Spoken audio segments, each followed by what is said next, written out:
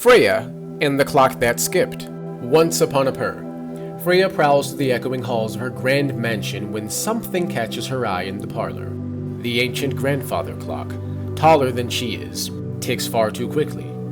Its golden hands whirl and skip, racing through minutes as if they can't wait to be gone. Curious, Freya stretches out a velvet paw and taps the glass. The hands lurch. The chime rings. And suddenly, the butler is calling from the kitchen. "Dinner, Lady Freya." Freya blinks.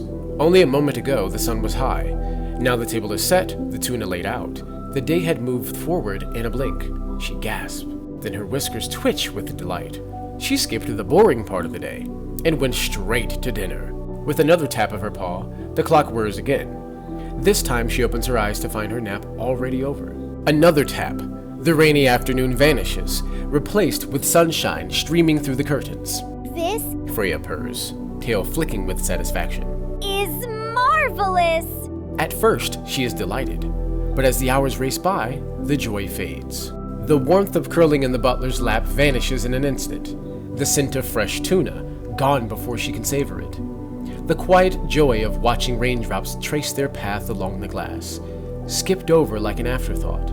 When Freya tries to slow the clock again, it doesn't listen. The ticks grow sharper, wilder. Her entire day races past and blinks. The pendulum swings faster as the days go by. Then the door creaks open with a groan, spilling golden light into the room. With a curious flick of her tail, Freya steps forward and finds herself not in her mansion, but in the Dreamwood. Lanterns drift like fireflies in the fog. Shadows stretch into paths she doesn't know. She pads softly over moss and roots, ears twitching to the rhythm of ticking hidden in the air. Following the sound, she comes upon a clearing, and there, on a stump, sits Tok, the time toad, his great gold watch gleaming in the mist. Freya watches as Tok taps the watch with one webbed finger. A basket of vegetables beside him glow. The chopping and stirring vanishes, and in the blink of an eye, a steaming bowl of stew appears. Tok sighs contentedly, spoon in hand. "Why wait for the dull parts when you can hop ahead?" Freya steps closer, eyes narrowing. "Because," She says, "the dull bits aren't dull at all. They're the cozy moments, the magic we don't realize we'd miss." Tok croaks, tilting his head. Strange cat. Most creatures long to leap through time, to the exciting bits. You wish to slow it down? Freya nods, tail swishing. "Yes, because now my clock is running wild. Will you help me fix it?" Tok studies her for a long moment, then snaps his watch shut. Very well. Let us walk. Together they journey through the Dreamwood. Past glowing mushrooms and silent rivers of starlight, they follow the sound of the runaway clock until they find it again. Freya's grandfather clock, standing tall among the trees.